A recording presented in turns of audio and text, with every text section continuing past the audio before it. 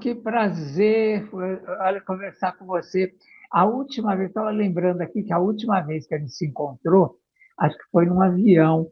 Eu lembro que a gente estava fazendo mó farra, brincando, contando histórias. Acho que era para Santa Catarina, não é? Eu acho que eu estava indo. Que memória maravilhosa, né? Eu estava indo. Eu acho que eu estava indo para Joinville, que eu tenho amigos e família lá. E foi numa Ah, dessas viagens que a gente se encontrou. isso, exatamente. Nossa, eu ia indo, eu acho que eu estava indo para ser padrinho da parada gay lá de Florianópolis. Ah, Acho que que maravilha. é, acho que era isso. Acho que foi uma das últimas vezes que eu fui. Mas faz tempo isso, né? Mas eu Faz ia te muito perguntar isso agora. Eu não lembro nem o ano que era isso, mas eu acho que já tem bastante tempo. tempo. Eu acho que foi lá pelo começo dos anos 2000, né? Por aí. É E você possível. era muito jovem, né? Você era muito menino ainda. Eu já não era tanto. Mas, mas olha, bom, aqui com Mascarenhas, é um prazer enorme falar com você depois de tanto tempo e de ver a sua trajetória tão brilhante, né? Eu tenho acompanhado por sorte, né? Acho que todos os seus trabalhos eu consegui acompanhar, quer dizer, todos é pretensão minha, mas uma grande parte deles, porque você tem feito muita coisa, né? E naquele tempo eu lembro que você estava começando a carreira, ainda estava no teatro, fazendo muitas coisas no teatro, mas não tinha muitas coisas na televisão. E Sim. agora você é um astro da televisão, além do teatro. Que E, bom, maravilha. daqui a pouco nós vamos falar sobre o seu espetáculo atual, mas antes eu queria lembrar um pouco dessa trajetória, porque acho que a primeira novela que eu me lembro, não sei se eu estou correto, que você fez foi A Viagem, Exatamente. 1994. 94, A Foi Viagem, minha primeira experiência na TV. da Ivani Ribeiro. Quem dirigia era o Inácio Coqueiro, isso? Inácio Coqueiro, era Wolf Maia, na Wolf direção Maia. geral. Foi minha primeira experiência na TV. O Wolf me assistiu num espetáculo de teatro e quando terminou, ele veio conversar comigo e me convidou para fazer a novela. Ele falou: tem um personagem pequeno, mas eu acho que você vai fazer bem. E foi uma experiência, foi minha primeiríssima experiência. Eu não tinha a menor noção de como funcionava a televisão. E é bem diferente, né? O funcionamento da TV para o teatro. Eu não tinha nem feito cinema ainda, então foi minha primeira experiência no audiovisual. Agora, eu falo muito da viagem, inclusive aqui no UOL, né? A gente tem o programa Splash Show, e a gente, eu e a Yas, que somos os apresentadores, a gente é apaixonado pela viagem. E a gente fala de quando vai voltar a viagem, se vai ter uma nova versão da viagem, porque a gente é encantado. Aliás, eu sou encantado com todas as novelas da Ivani Ribeiro, né? Mas especialmente a viagem é uma que me marcou muito. E tal. E o seu personagem era um personagem da vida ou pós-morte? Não, eu fazia o Anjo Daniel, que recebia as pessoas, né, os desencarnados, e era dificílimo fazer isso, porque ah, não é a minha crença. E você fazer uma novela com toda a verdade que você pode ter, sendo que aquela crença não é sua, então era realmente muito difícil, era desafiador. Mas eu estudei muito na época, eu lembro que eu estudei muito na época, li os livros todos do Nosso Lar, inclusive porque eu acho que Kardec. Kardec, porque era baseado realmente na doutrina espírita. E é uma doutrina linda, é lindo. Eu, ao longo da novela, pude perceber como era bonito aquilo que estava acontecendo ali. Essa ideia de que você vai se reencontrar com os seus entes queridos depois da vida. Era muito esperançoso, né? Era muito É, bonito. é.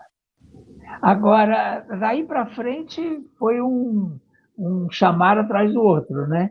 As últimas, você já foi um congelado, né? Que eu lembro,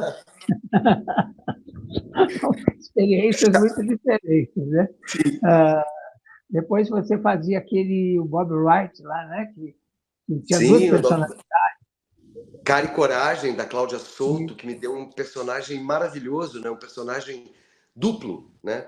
Ele era um faxineiro durante o dia e à noite ele se disfarçava de um milionário milionário americano. americano e era É. divertidíssimo de fazer, era assim, foi incrível, minha última experiência nas novelas agora, a mais recente. Falando dos congelados também foi muito divertido, É. porque era uma premissa muito improvável, né? Pessoas que são congeladas em 1886 e descongelam em 2020 e poucos, e como que eles convivem, aquele choque de cultura, né? O choque cultural, era muito divertido de Era fazer. muito, como é que chamava essa novela? O tempo não para, O tempo não para, isso. era divertidíssimo, era um elenco ótimo também. Nossa, maravilhoso, né? Um super elenco. Agora, eu quero saber um pouquinho lá do começo. Você sempre soube que você queria ser ator? Não, eu sabia que eu tinha essa verve artística. Eu queria ser desenhista quando era garoto. Queria Ah, ser ilustrador de livros. Eu sonhava com isso. Eu praticava isso, né? Eu ficava desenhando. Eu tinha um portfólio assim imenso de desenhos e tal, porque eu imaginava que em algum momento eu seria um ilustrador. Mas o trabalho de ilustrador, eu sempre falo isso, que o que não me permitiu ser ilustrador é que o trabalho de ilustrador ele é muito solitário. é. E quando eu conheci o teatro, quando eu comecei a entender, eu percebi que era também um trabalho artístico, também era uma maneira de me expressar, então me supria nesse lugar, e era um trabalho coletivo, onde eu ia, né, conviver com muitas pessoas, e é como tem se dado a minha carreira inteira. A quantidade de pessoas que você conhece a cada trabalho, que você se relaciona, isso é muito rico, né? Hum. Mas eu não tinha plano nenhum de ser. E Aconteceu. essa descoberta aí foi quando? Quantos anos você tinha? Eu tinha. Eu já assistia teatro com 16, 17 anos e eu achava aquilo maravilhoso, mas eu achava que a pessoa ela nascia ator. Eu não imaginava, por exemplo, que alguém pudesse estudar para ser ator. Eu não tinha essa ideia, que existia uma formação para isso. E aí, assistindo aquele filme Fama, Uhum. sabe aquele filme Fama? Que tem uma escola de artes, que tem todo tipo de. Tem música, tinha música, dança, teatro. Assistindo aquele filme é que eu entendi que existia a possibilidade de aprender aquilo, de exercitar aquilo, de transformar aquilo numa carreira. Mas ainda assim não sabia por onde começar. E um dia, eu saindo do cinema, eu sempre conto essa história ela beira o místico, porque eu cruzei com uma menina na saída do cinema e ela me perguntou se eu era ator, eu disse que não. E ela insistiu dizendo que eu era ator, e claro, que eu não queria falar. E ela me deu um endereço, ela falou, amanhã vai ter um teste. E ela me deu um endereço. Olha. E eu nunca mais vi essa garota na minha vida. E eu fiquei com aquele endereço na cabeça e era no dia seguinte o teste. E eu fiquei me perguntando se eu deveria ou não ir. E aí a ousadia da juventude, né, Leão, faz com que você. Eu falei, vamos lá ver o que acontece. Eu nunca tinha lido um texto de teatro na minha vida, não sabia de verdade como começar. Mas eu fiz esse teste, fiz uma leitura, fizemos alguns exercícios e tal. E alguns dias depois eu recebi um telefonema e eu tinha sido aprovado. E foi assim que eu comecei a fazer teatro. Nós ensaiamos a peça durante um ano, uma coisa que é inconcebível nos dias de hoje, mas na É época verdade. nós ensaiamos um ano O meu e. começo de carreira foi igualzinho. Eu passei no teste e tal, e fiquei um ano ensaiando uma peça na Companhia Cacilda Becker, que eu nem Sim, sabia que era na época, muito parecido. que maravilha isso! É isso, é muito curioso, porque assim, às vezes você não desenha, não sei se às vezes, talvez você não desenhe nunca, mas você não desenha o seu futuro, você não desenha o seu destino. Você vai, às vezes, de encontro a ele sem saber que você está indo de encontro a ele. E, e eu fui muito feliz aí naquela primeira experiência. E aí eu não quis parar mais e não parei, né? Eu fiquei até entrar na Foi viagem, isso. essa primeira experiência. Ela começou em 84. Essa peça estreou em 83, 84. Eu passei o ano inteiro fazendo esse espetáculo.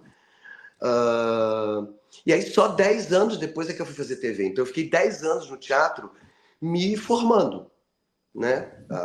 Na prática. Como é que Emendando no chamava espetáculo. esse espetáculo? A peça chamava Os Meninos da Rua Paulo. Era uma adaptação do Cláudio Botelho, a primeira adaptação do Cláudio Botelho, que hoje em dia dirige musicais. Enfim, e ele estava em cena na época. Tinha Marcos Palmeira começando também, tinha um elenco. Éramos jovens, tínhamos todos 18, 19 anos. E aí eu comecei a emendar um trabalho no outro. Foram 10 anos muito intensos de teatro. E eu comecei a sentir que era a minha vocação. Assim, ficar sem fazer teatro começou a me fazer falta. Fernanda Montenegro sempre fala isso, né? Que se você não sente, se você pode viver sem aquilo, não fique ali. Mas se for impossível seguir sem, você tem que dar um jeito de continuar. Ali é o seu lugar. E eu acho que eu descobri meu lugar ali naquele momento. E aí fez teatro, como é que você foi descoberto pela televisão?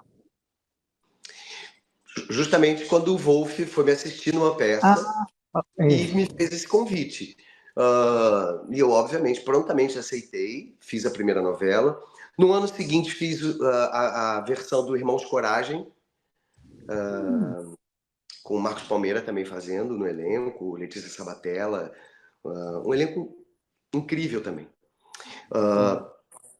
E depois eu percebi assim que o volume de trabalho de uma novela, talvez eu não tivesse tão preparado quanto eu imaginava que eu estava.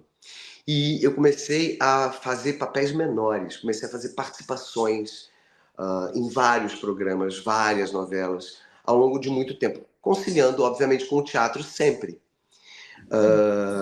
Isso me permitia, né? Porque quando você está fazendo uma novela, você não tem como conciliar, é muito difícil você conciliar teatro com televisão. Mas naquele momento estava sendo ótimo, eu continuava fazendo TV, continuava firme no teatro, e as oportunidades elas foram melhorando à medida que o tempo foi passando, e eu acho que eu fui aprendendo também a fazer televisão, aprendendo a lidar com aquele veículo. Eu costumo dizer que eu não sabia onde estava a câmera, e não sabia mesmo. Dava ação e eu fazia cena.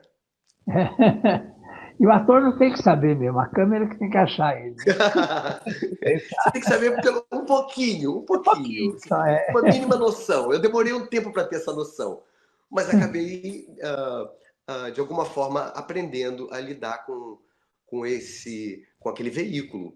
E as oportunidades foram crescendo, foram aumentando, e eu me considero um ator de sorte. Eu tive grandes oportunidades.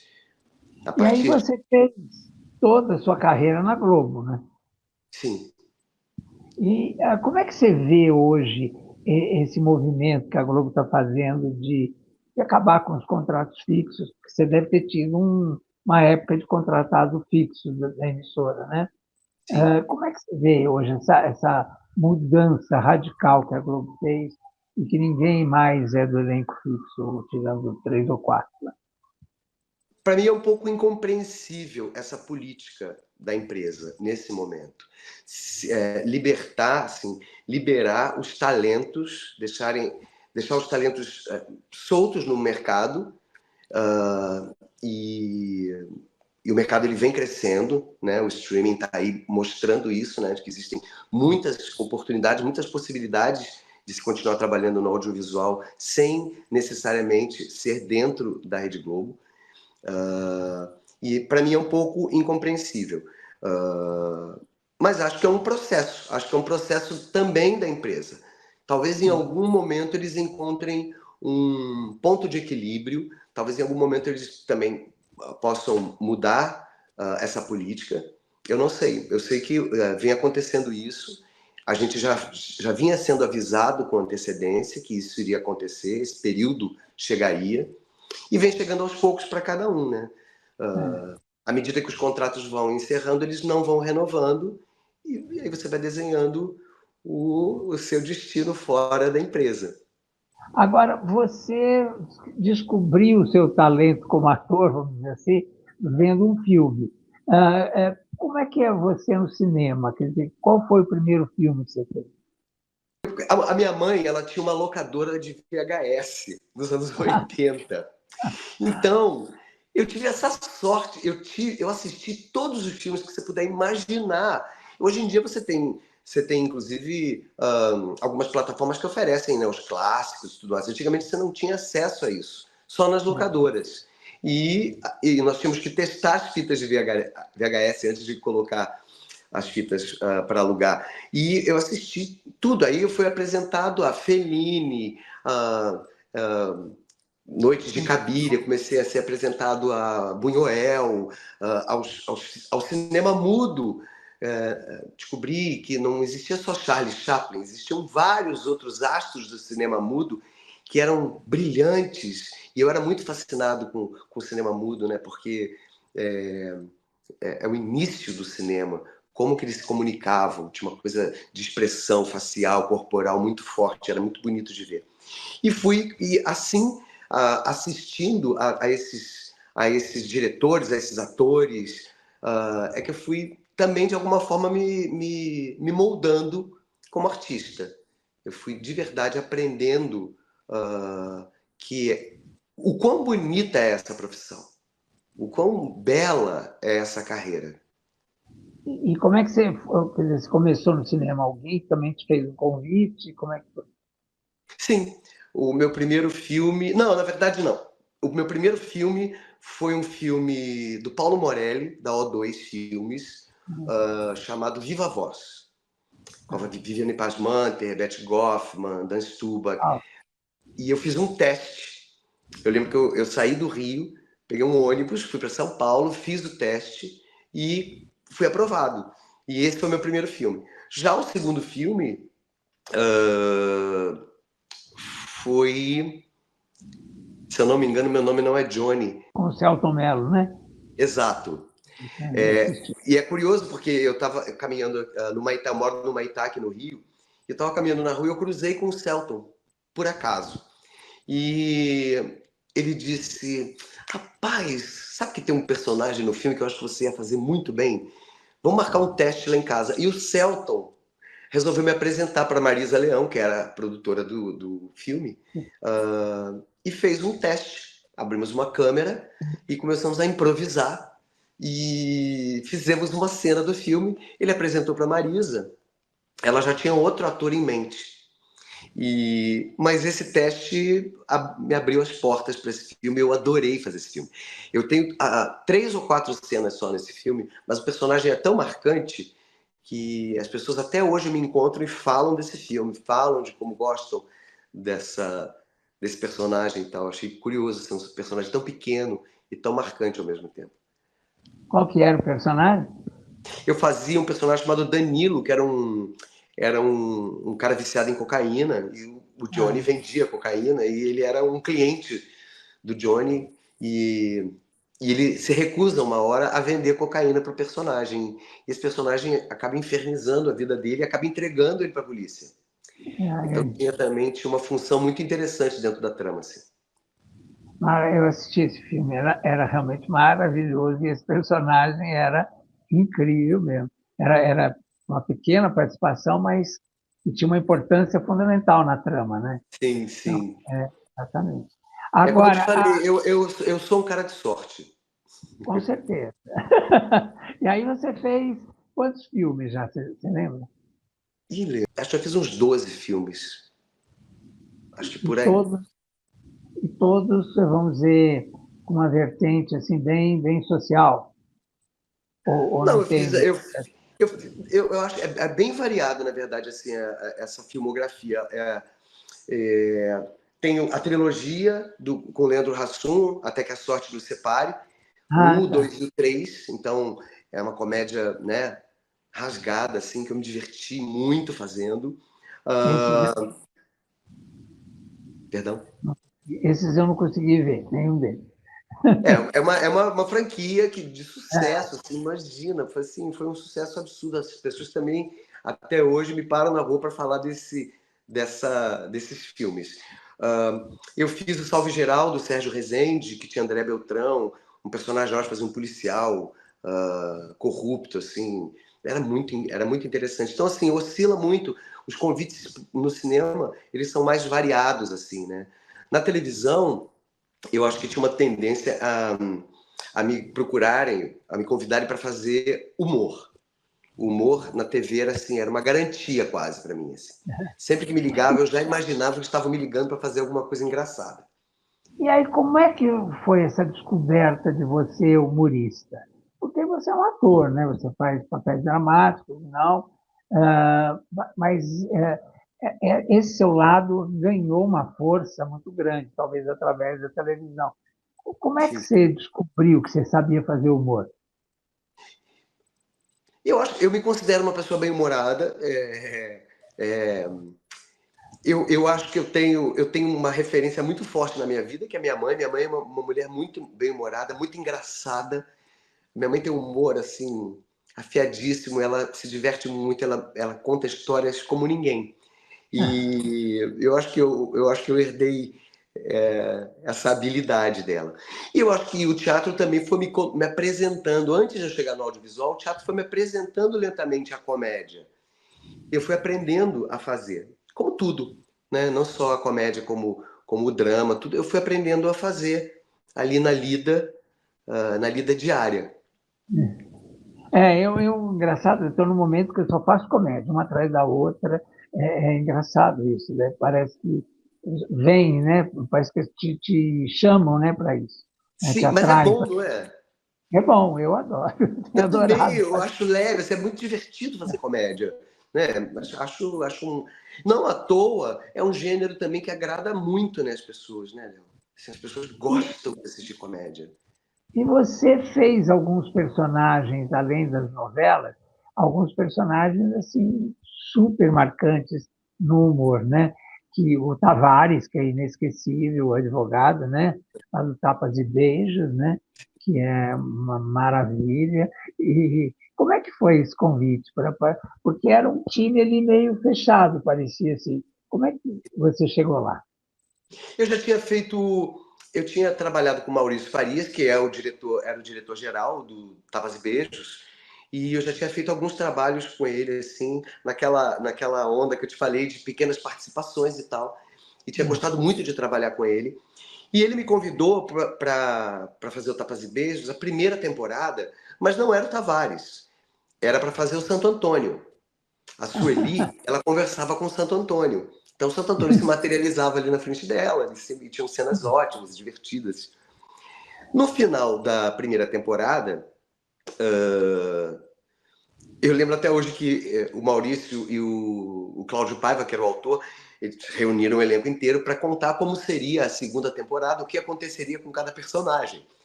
E eu estava esperando lá, bom, e aí, bom, com a Sueli vai acontecer isso, vai casar com o Jorge, que era o Fábio Assunção, a Fátima, que era a Fernanda Torres, vai casar com o Vladimir Brista, e não sei o quê. E aí os personagens foram todos sendo ali explicados, né, qual seria o caminho de cada um para a próxima temporada. E ele falou, no final eles falaram, bom, então é isso. E eu lembro da André Beltrão falar assim, desculpa, acho que você esqueceu de falar do Kiko. E o Cláudio Paiva falou assim, sim, não, o Kiko a gente vai colocar ele numa outra posição, vai ser um outro personagem, mas a gente ainda não sabe o que vai ser. E eu fiquei numa dúvida, fiquei pensando, meu Deus, como assim eu vou pular de um personagem para outro dentro da mesma série? Eu já achei aquilo estranhíssimo. E aí veio o Tavares. E o Tavares era um personagem sensacional, muito bem construído, trambiqueiro, um advogado trambiqueiro, e um prato cheio para um ator, e ainda mais para um ator né, que gosta de fazer humor como eu, assim, tinha muito espaço, assim. Tavares foi ganhando espaço também dentro da trama, foi muito lindo. Foi uma experiência incrível. E Você, no final do Tapas e Beijos, também a convite do Maurício, eu emendei com o Mister Brau, que era com Thaís integral, Araújo e Lázaro Ramos. Eu fui fazer o mordomo, o mordomo Gomes, do Brau, né? sim, O Gomes, é isso. que era Que incrível. também era uma delícia também. Personagem incrível. A mãe de Gomes era ninguém menos do que a Fernanda Montenegro. Então, assim, olha que só. Eu estou te falando que eu sou um cara de sorte. É verdade. É mesmo. Não é? Agora, você sofre com os personagens? Porque, apesar de estar falando de humor, mas às vezes quando a gente recebe um personagem, ah, passam muitas coisas pela cabeça da gente até você entrar na intimidade dele, né? Até você conhecê-lo profundamente. Há um espaço ali. Você chega a sofrer pelo personagem? Meu Deus, como é que Não, eu consegui fazer de uma isso? maneira geral, não, não é sofrido. Às vezes tem um grau de dificuldade. Você falando agora, eu me lembrei, eu também, a convite da Sininha de Paula, eu fui convidado para fazer a escolinha do professor Raimundo. E me convidaram para fazer o Galeão com Bica, que era o personagem que quando eu era criança eu adorava, feito pelo Rony Cócegas. Gosto, né? E era, num primeiro momento, era para fazer era uma homenagem. Íamos fazer um programa, uma série de programas, uma mini temporada, para homenagear a escolinha e todos aqueles personagens, né, da vida a todos aqueles personagens. E foi incrível fazer. Mas quando o programa ele se firmou dentro da empresa, assim, dentro da Globo, e ele começou a virar a primeira temporada, a segunda temporada, a terceira temporada, eu comecei a ficar incomodado. Não é que eu sofri, mas eu comecei a ficar incomodado com a sensação de que eu estava fazendo um personagem que não era meu, ele já tinha dono. As pessoas já conheciam o dono daquele personagem. Eu não conseguia me sentir proprietário daquele personagem. É isso, eu não conseguia me sentir dono daquilo. Então, foi uma homenagem, né? Eu pensava muito no Rony Cócegas quando eu fazia, assim, puxava muito pela memória como ele fazia o trabalho dele, assim, mas era difícil, porque era uma cópia, né? Eu, de alguma forma, estava... Mesmo que é impossível copiar, mas ainda assim tinha... Eu acho que eu fiquei devendo para esse personagem, entende? Sim, Porque você sempre vai ficar devendo para quem criou, né? exato, Porque estava na cabeça dele aquilo, né? exato. E por mais que você faça assim, a gente sempre fica com essa sensação, mas era Não tinha, maravilhoso também. não tinha um sofrimento, mas tinha um incômodo, entendeu? Entendi. Isso, foi isso. Agora, bom, além desses programas de humor, que realmente acho que foram um ponto alto na tua carreira, vem esse personagem. Eu nem gostava muito da novela, confesso, da Cláudia Souto aí. Mas o teu personagem era um presente, né? Que era o menino que era faxineiro e que virava o milionário americano à noite, né? Aquilo era uma delícia. Como é que ele nasceu, esse personagem, você sabe? Eu lembro que eu já sabia que ele, né, tinha essa dupla personalidade, né? Mas ela foi se desenvolvendo ao longo da novela e crescendo muito. Então foi muito surpreendente para mim ver como esse personagem ele começou a entrar na trama principal, como ele começou e era muito interessante ver como ele começou a se enrolar com isso, né? Era muito divertido como que ele estava sempre a um passo de ser descoberto. Não, e era muito divertido para o espectador. Mas chegou um momento que ficou dramático, né? Quando ele é meio desmascarado e tal, tem um Sim, momento ali, né, que não era tão humor ali, né? sim. Eu diria que chegou um momento em que ele começou a se humanizar. Enquanto estava na galhofa, muda de personalidade, você descoberto, não você descoberto, mas tem uma hora que ele se apaixona. E aí, quando ele se apaixona e ele vê que aquele jogo não vai durar, e ele tem que se revelar, aquilo foi uma virada bonita de personagem, eu acho. Achei Foi, bonita também. Eu e gostei muito. humanizou muito ele. Foi muito interessante fazer uma novela quase inteira, brincando com... era quase uma chanchada, né? Tinha um quê de chanchada, assim, né? As pessoas não desconfiavam que era a mesma pessoa. Uh, e acho que foi muito bonito quando teve a humanização dele, assim, e ver ele se apaixonar. Eu achei bonito ele se apaixonar. Foi lindo mesmo. Aliás, a novela ali ganhou uma coisa maior, né? Quando começou a ficar mais, como você falou, mais humanizada, né? Sim, Ela ganhou um peso, né? E ficou muito legal. E dali para o final, achei que foi bem legal, né? sim, A resolução toda das coisas e sim. tal. E quem você contracenou com gente maravilhosa, Fernanda Montenegro, Lázaro Ramos. Quem que foi assim, Fernanda Torres? Quem que você contracenou que você falou assim, foi um encontro de alma? Assim, sempre tem alguém que você uma Glória Pires para o Tony Ramos, assim, né? Nossa, eu tive alguns encontros muito importantes, assim, mas eu acho que o meu encontro com o Lázaro Ramos e com Eu a tenho Thaís certeza, Araújo. eu tenho certeza que você ia falar isso. Que era muito bom ver vocês juntos. Não, e a gente de verdade, assim, a gente já se admirava como artista, né? O Lázaro já tinha me visto fazendo coisas, mas a gente não tinha trabalhado junto. Eu já tinha visto o Lázaro fazendo várias coisas também. E eu sempre pensava, quando eu via o Lázaro, eu pensava assim, como ele consegue?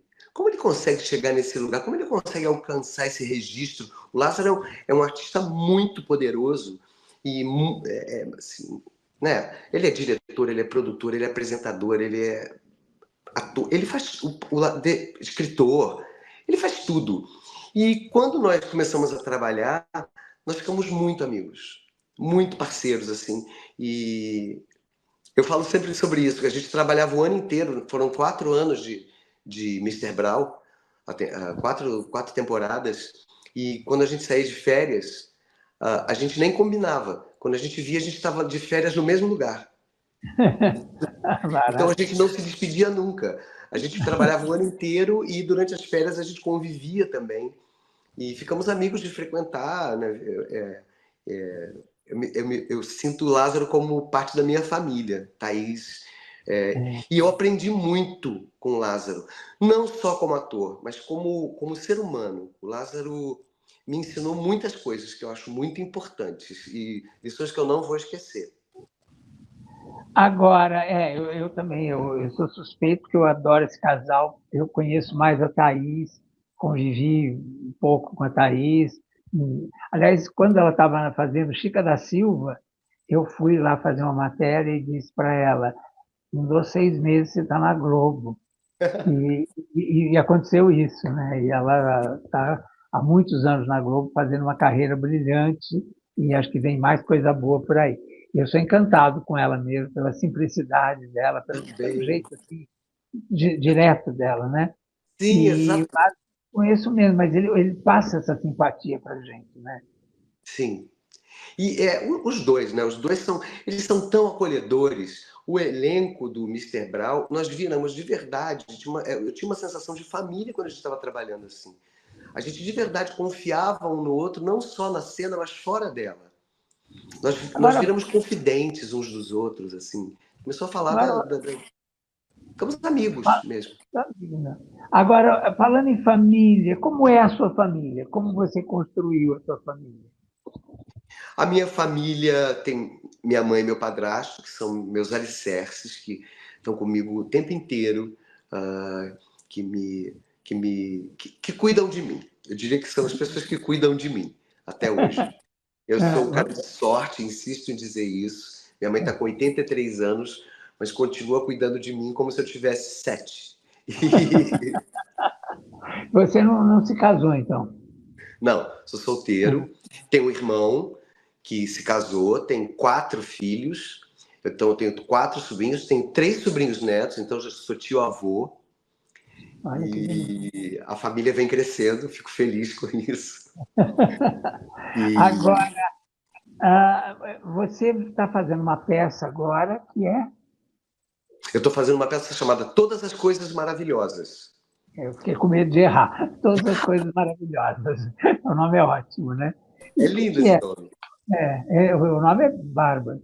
Essa história essa peça é a história de um menino que com 7 anos de idade ele descobre que a mãe dele ela não consegue ver nada na vida que faça ela continuar vivendo.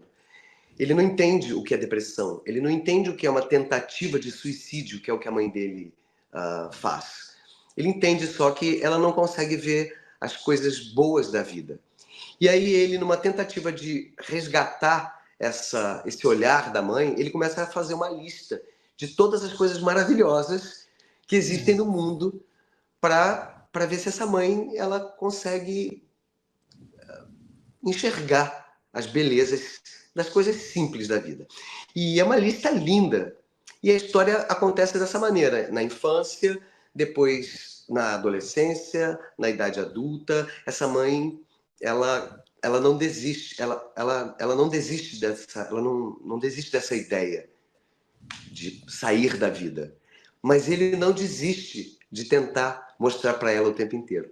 Então, sempre que eu falo dessa peça, a peça ela não fala, apesar do tema central ser depressão e suicídio, a peça ela fala sobre esperança, sobre não desistir. O menino que não desiste da mãe, ele não desiste dessa lista, ele passa uma vida construindo essa lista de coisas maravilhosas. É uma peça sobre esperança, sobre não desistir. Agora, pelo que eu entendi, você faz o menino até adulto, é isso? Sim, até a minha idade. Que é um presente também, né? Para um ator, né? Esse texto, e tem uma coisa curiosa sobre esse texto. Quando eu li esse texto, eu rejeitei ele. Eu falei, não vou fazer esse texto. Eu não quero fazer um monólogo. Mais uma vez, nessa ideia de ficar sozinho no camarim, né? Terminar a peça e não ter com quem conversar, né? Ir sozinho para o quarto de hotel. E não queria falar sobre depressão e suicídio.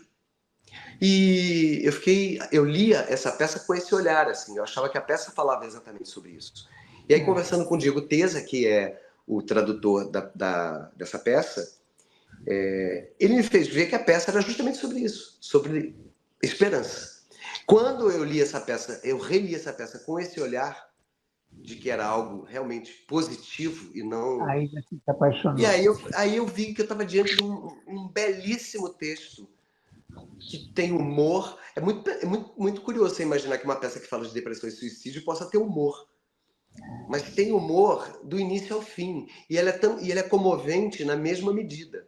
Então, o autor ele teve essa percepção de que ele pode usar o drama e a comédia em medidas iguais e oscilando o tempo inteiro. Então, a plateia ri e se emociona, e ri e se emociona ao longo dessa 1h20, 1h25 de peça.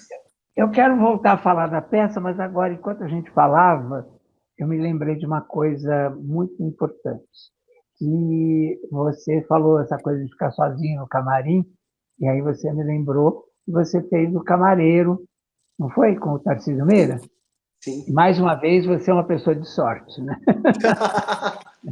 Porque eu chorei na morte do Tarcísio como se fosse viúva, porque ele foi fundamental na minha vida. A primeira vez que eu liguei uma televisão e que vi uma imagem foi do Tarcísio, com a Arlete Montenegro e com a Lolita Rodrigues, e eu pensei, é isso que eu quero ser, eu quero entrar nessa caixinha e contar a história para as pessoas. Então, o Tarcísio teve uma importância na minha vida fundamental. Então, quero saber como foi dividir o camarim, dividir o palco com o Tarcísio.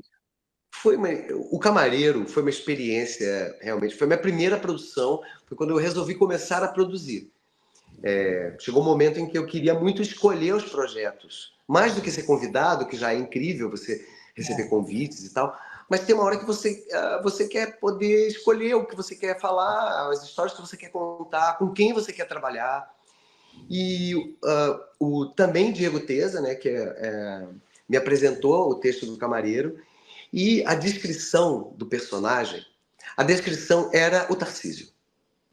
Era o Tarcísio. Quando a gente lia, falava assim, gente, mas não tem outro ator para fazer. E eu chamei o Ulisses Cruz para dirigir. O Ulisses falou, eu vou convidar o Tarcísio. E marcamos um encontro, enviamos o texto para o Tarcísio, ele demorou um tempo para ler, e um dia ele nos convidou para irmos a São Paulo encontrar com ele. Fomos até a casa de Tarcísio, e eu achei tão lindo. O Tarcísio falou, é muito bom, porque é como se ele não tivesse consciência do tamanho dele, né? Ele falou assim para mim, ele falou, mas eu não entendo por que vocês pensaram em mim. Eu não sou um ator de teatro. E eu olhando para ele, pensando, meu Deus, ele não entende o tamanho, a importância dele. Inclusive a importância dele voltar para o teatro. Ele já estava afastado do teatro há mais de 30 anos. E foi muito lindo ver o processo. A gente fez um processo de ensaio bem longo, porque era muito texto, né, Leão? Era uma peça de 2 atos, imensa, era quase 3 horas de peça. Eu e ele, nós éramos os protagonistas e nós tínhamos muito texto para decorar. Então, todo o processo de estudo foi longo. Acho que a gente chegou a ensaiar 9 meses, assim, de mesa, só leitura. Trabalho de texto, de personagem. E dizer que eu aprendi muito com o Tarcísio é redundante. Assim, eu fiquei vendo todo um processo de um ator com a idade dele, com 80 anos, e lutando com as suas dificuldades também, né? Porque é claro que todos nós temos dificuldades, e ele também tinha, e era muito bonito ver como ele estava lutando com as dificuldades dele ali, eu com as minhas, e aí nós fizemos, foi um sucesso, e eu tive a certeza, quando nós estreamos, eu tive a certeza de que aquele personagem era um personagem que, como se tivesse sido cunhado para ele. Ele fazia aquele personagem com um brilho, e ele estava muito debilitado, mas isso desaparecia em cena. Era impressionante a primeira entrada do Tarcísio. Eu me arrepio até hoje. A primeira entrada do Tarcísio, ele entrava em cena correndo. Ele entrava em cena correndo. Ele andava lentamente nos camarins, na vida. Mas para entrar em cena, ele entrava correndo. Aquilo para mim já era assim, era algo de surpreendente. Aquele vozeirão dele, ocupando o teatro. Foi uma experiência assim, foi maravilhoso. Eu digo que foi uma pós-graduação trabalhar com o Tarcísio. Eu aprendi muitas coisas com ele. Fora que era um cavalheiro, né? Era de uma gentileza, né? Eu tive o prazer de conviver com ele. Nossa Senhora, era um encanto de pessoa, né? Não, e o trabalho foi esse também, né? Eu cuidava do Tarcísio o tempo inteiro, assim. A minha preocupação é que ele estivesse bem, que ele estivesse feliz, que ele estivesse bem cuidado, que fosse uma experiência. O retorno dele para o teatro tinha que valer a pena, principalmente para ele. Então, eu também eu misturei um pouco essa coisa do personagem.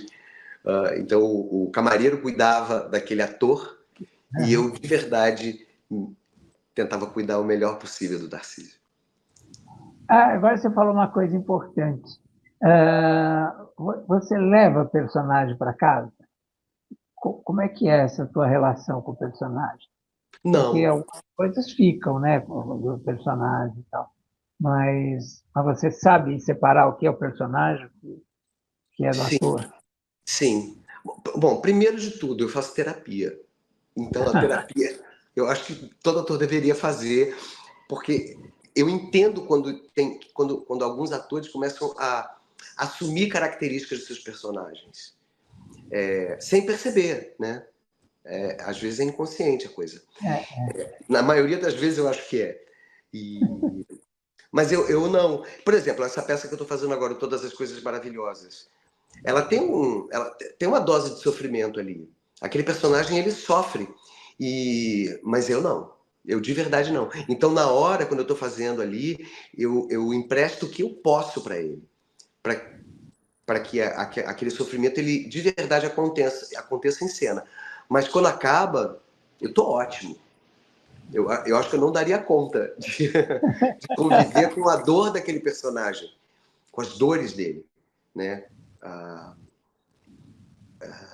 Mas não, eu consigo. Acho que sempre, de alguma forma, eu sempre consegui me separar dos personagens. Mas eu já vi muito isso que você falou, do ator começar a assumir características de seus personagens. Isso Uma acontece. vez eu fiz um programa de televisão, o Canal Livre, da Silvia Popoli, com a Teresa Raquel. E ela fazia aquela rainha louca da novela, né? Que rei sou eu. Que rei sou eu. E era uma maravilha. E aí ela foi participar do programa e perguntaram isso para ela. Aí ela falou, nunca, fechou o pano, acabou. E aí nós fomos embora numa van, todo mundo junto, saindo lá da Band, numa van. E aí, de repente, ela estava meio que dormindo lá atrás. Aí, de repente, ela reconheceu que ela tinha que descer e ela senhor motorista, por favor, pare agora. Mas veio a rainha. A rainha. Todo mundo riu ali, né? E foi uma coisa muito engraçada. Ela ficou meio assim, esquisita, assim, meio entendendo aquela risada. Ela Porque nem ela se tinha... deu conta, né? Exatamente. Então, eu me lembro sempre disso quando eu pergunto isso. Porque, eu acho também, a gente leva algumas coisas, às vezes uma frase do personagem, né? Eu vou te falar, só essa frase é boa, vou usar para mim, né? Mas assim, mas distanciamento, claro, né? Claro. Mas todo personagem deixa seu rastro, né, na É, gente, assim. Você, de alguma forma, você está acessando, para você fazer um personagem, você está sempre acessando, você está sempre partindo de você, né, Leão? exato. Não tem como você pegar uma coisa de fora e trazer para dentro, assim. É o que você tem, e às vezes você nem sabe que você tem, e aquele personagem faz com que você descubra que você tem determinadas características e tal, que você nem sabia que tinha. Então, os personagens também, você descobre o personagem, mas o personagem também te obriga a descobrir coisas em você. E é Sim. bonita essa troca. Essa troca é bárbaro. Agora vamos voltar para todas as coisas maravilhosas. Serviço mesmo aqui. Quero saber até quando fica em cartaz, aonde, que horas.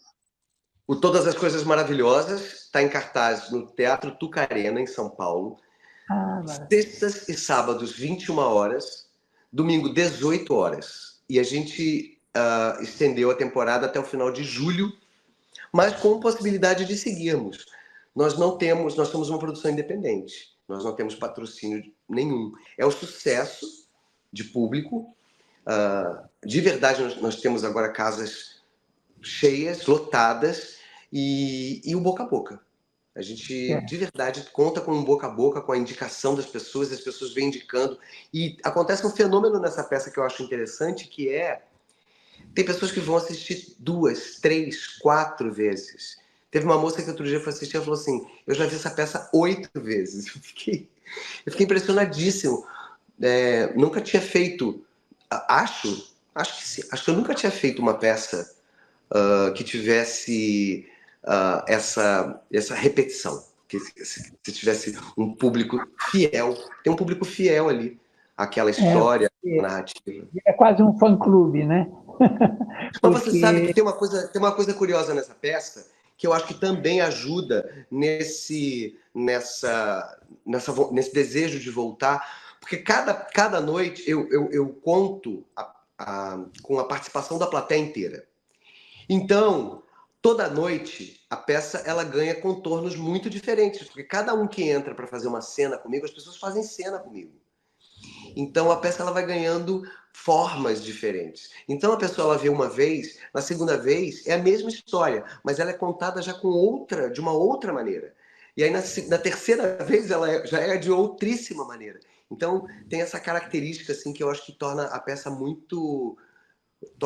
quase um evento. As sim. pessoas que vão lá assistir para ver como vai ser da próxima noite. E pelo que me falaram, é uma coisa que a plateia participa, mas não é uma coisa invasiva, né? Porque tem espetáculo que chega a agredir a plateia de alguma forma, né? Sim, Assim, de sim. obrigando a participar e tal. E parece que vocês fazem isso, você faz isso de um jeito muito delicado, né? E falaram Eu, isso. eu, eu, eu começo explicando que é necessária. Isso está no texto, né? O texto ele pede que as pessoas de verdade participem. Então, eu começo explicando que eu não posso contar aquela história sozinho, que eu vou precisar da ajuda de todo mundo. E é muito bonito ver o público, num primeiro momento, com medo, porque todo mundo tem medo da interação no teatro, e eu explico É, exatamente isso. Eu falo, toda a interação que acontece ali, ela acontece de uma maneira muito delicada, muito gentil, muito acolhedora. Eu, de maneira alguma, coloco ninguém numa situação constrangedora. Nunca. E as pessoas, à medida que a peça vai acontecendo e as participações vão entrando, as pessoas vão relaxando. Daqui a pouco elas querem participar. Elas ficam torcendo para serem chamadas. É muito bonito de ver isso. E de verdade, as participações acontece tudo de uma maneira muito delicada, muito. Isso não quer dizer que não tenha humor, isso não quer dizer que não tem, inclusive, cenas muito emocionais. Acontece de tudo. Mas é muito bonita essa experiência. A gente sempre costuma dizer que no teatro uma noite não é igual à outra. Mas nessa peça É isso elevado à milésima potência. De verdade, uma noite não é nada parecida com a noite seguinte, que não é nada parecida com a noite anterior. E uma experiência maravilhosa, tenho certeza, te ver em cena, porque você é um super ator. Eu sou apaixonado pelo teu trabalho, queria aqui fazer Meu... testemunho, verdade. E você faz uma Essa declaração de naturalidade. amor, eu queria te abraçar nesse momento agora. Então, sinta-se abraçado, viu? A Ai, sinta-se ideia é, abraçado. olha, sexta, sábado, às 21h, domingo, às 18h, Teatro Tucarena, que fica ali nas Perdizes, né? E, enfim, é um presente poder. Belíssimo teatro, né? É um belo teatro e um belíssimo ator, né? Então, eu faço esse convite para todos. Eu vou ver, estou vendo um jeito de poder ver, que eu também faço as minhas coisas à noite, mas eu vou lá te ver com certeza, Eu viu? estou esperando você Obrigado, a hora que você quiser. A casa é sua. obrigado, querido. Olha, prazer enorme estar com você, te rever, né? Depois de tantos anos. Mas a sensação que eu tenho é que nós estivemos sempre juntos. É verdade. É verdade. É porque você se aproxima da gente com o seu trabalho. Olha, Muito obrigado. beijos, obrigado e até uma próxima, viu? Fique com Obrigado. Deus. Beijo. Beijo, querido. Beijão. Dignidade já. Qual?